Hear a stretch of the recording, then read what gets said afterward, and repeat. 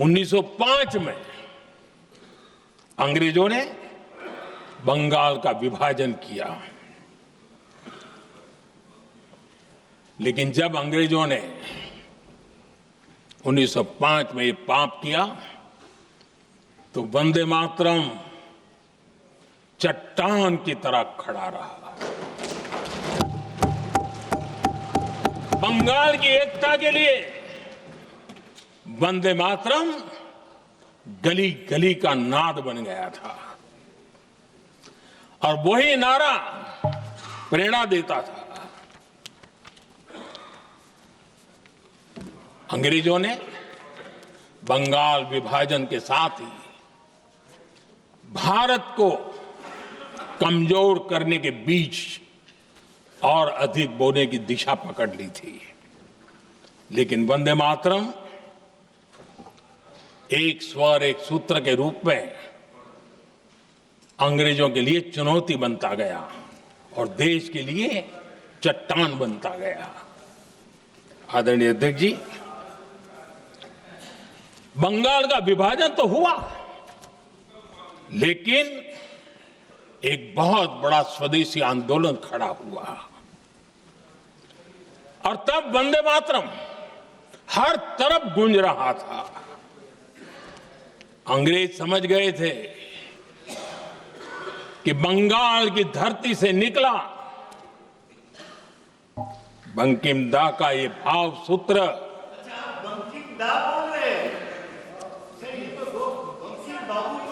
बंकिम बाबू बोले। अच्छा, thank you thank you thank you thank you thank you, आपकी भावनाओं के लिए मैं आदर करता हूं। बंकिम बाबू ने थैंक यू दादा, थैंक यू। हाँ, आपको तो दादा कह सकता हूं ना, वरना उसमें भी आपको इतराज हो जाएगा। बंकिम बाबू ने ये जो भाव विश्व तैयार किया था, उनके भाव गीत के द्वारा उन्होंने अंग्रेजों को हिला दिया और अंग्रेजों ने देखिए कितनी कमजोरी होगी और इस गीत की ताकत कितनी होगी। अंग्रेजों ने उसको कानूनी रूप से प्रतिबंध लगाने के लिए मजबूर होना पड़ा था। गाने पर सजा, छापने पर सजा, इतना ही नहीं, वंदे मातरम शब्द बोलने पर भी सजा। इतने कठोर कानून लागू कर दिए गए थे। हमारे देश की आजादी के आंदोलन में सैकड़ों महिलाओं ने नेतृत्व किया, लक्षावधि महिलाओं ने योगदान दिया। एक घटना का मैं जिक्र करना चाहता हूं। 12 साल में वंदे मातरम गाने पर सर्वाधिक जुल्म हुए थे। वो 12 साल आज भारत का हिस्सा नहीं रहा है और उस समय 12 साल की हमारी माताएं, बहनें, बच्चे मैदान में उतरी थी वंदे मातरम के स्वाभिमान के लिए। इस प्रतिबंध के विरोध में लड़ाई के मैदान में उतरी थी और तब 12 साल की एक वीरांगना श्रीमती सरोजिनी बोस, जिन्होंने उस जमाने में वहां की भावना को देखिए और उन्होंने कहा था कि वंदे मातरम जो प्रतिबंध लगा है, जब तक ये प्रतिबंध नहीं हटता है, मैं अपनी चूड़ियां जो पहनती हूं निकाल दूंगी।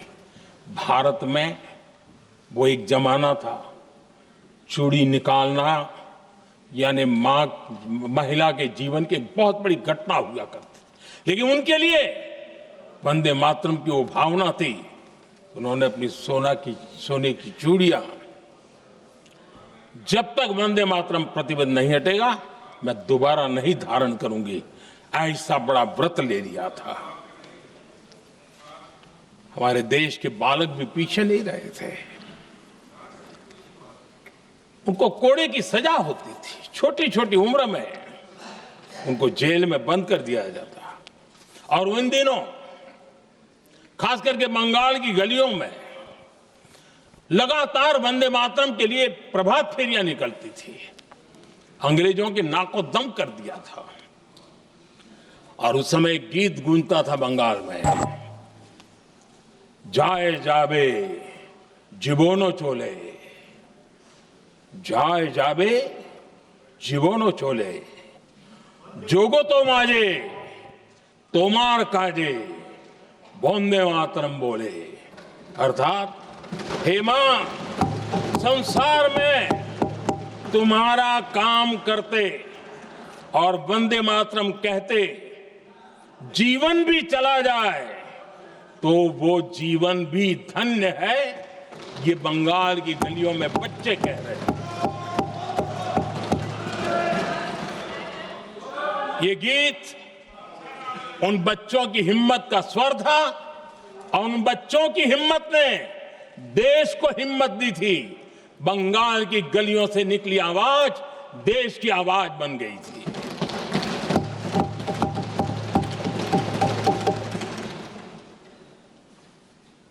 उन्नीस 1905 में फरीदपुर के गांव में बहुत छोटी छोटी उम्र के बच्चे जब वंदे मातरम के नारे लगा रहे थे, अंग्रेजों ने बेरहमी से उन पर कोड़े मारे थे।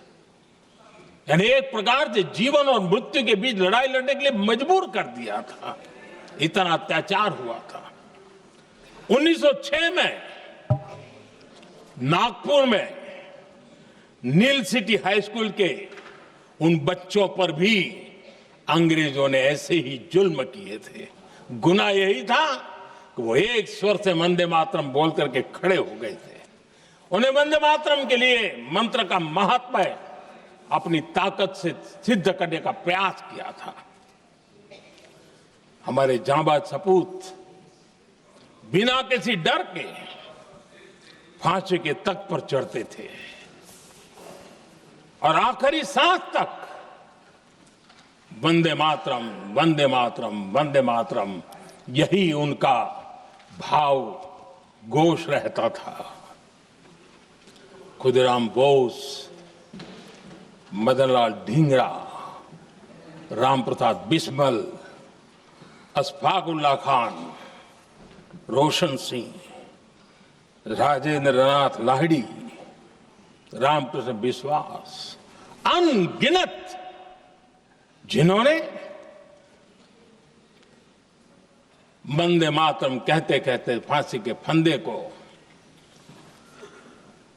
अपने गले पर लगाया था। लेकिन देखिए, ये अलग अलग जेलों में होता था, अलग अलग इलाकों में होता था। प्रक्रिया करने वाले चेहरे अलग थे, लोग अलग थे।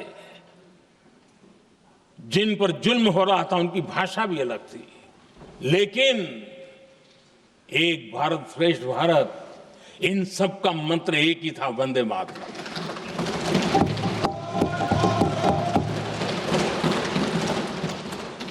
चटगांव की स्वराज क्रांति, जिन युवाओं ने अंग्रेजों को चुनौती दी, वे भी इतिहास के चमकते हुए नाम है। हरगोपाल बाग, पुलिन विकास घोष, त्रिपुर सेन, इन सब ने देश के लिए अपना बलिदान दिया।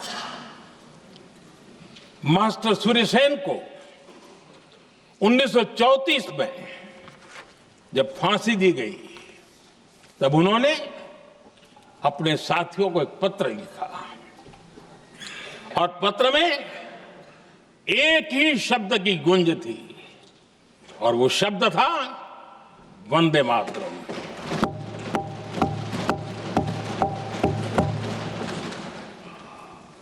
आदरणीय अध्यक्ष जी, हम देशवासियों को गर्व होना चाहिए। दुनिया के इतिहास में कहीं पर भी ऐसा कोई काव्य नहीं हो सकता, ऐसा कोई भावगीत नहीं हो सकता जो सदियों तक एक लक्ष्य के लिए कोटि कोटि जनों को प्रेरित करता हो और जीवन आहूत करने के लिए निकल पड़ते हो। दुनिया में ऐसा कोई भावगीत नहीं हो सकता जो वंदे मातरम। पूरे विश्व को पता होना चाहिए कि गुलामी के कालखंड में भी ऐसे लोग हमारे यहां पैदा होते थे जो इस प्रकार के भावगीत की रचना कर सकते थे। ये विश्व के लिए अजूबा है, हमें गर्व से कहना चाहिए, तब दुनिया भी मानना शुरू करेगी। ये हमारी स्वतंत्रता का मंत्र था, ये बलिदान का मंत्र था, ये ऊर्जा का मंत्र था, ये सात्विकता का मंत्र था, ये समर्पण का मंत्र था, ये त्याग और तपस्या का मंत्र था, संकटों को सहने का सामर्थ्य देने का ये मंत्र था, और वो मंत्र वंदे मातरम था। और इसलिए गुरुदेव रविंद्रनाथ टैगोर ने लिखा था, उन्होंने लिखा था, एकी सूत्रे बांधी आछी सोहोस्टोटी मौन, एक ही कार्य सौंपी आची सहस्त्रो जीवन वंदे मातरम। अर्थात एक सूत्र में बंधे हुए सहस्त्र मन, एक ही कार्य में अर्पित सहस्त्र जीवन, वंदे मातरम। ये रविंद्रनाथ टैगोर जी ने लिखा।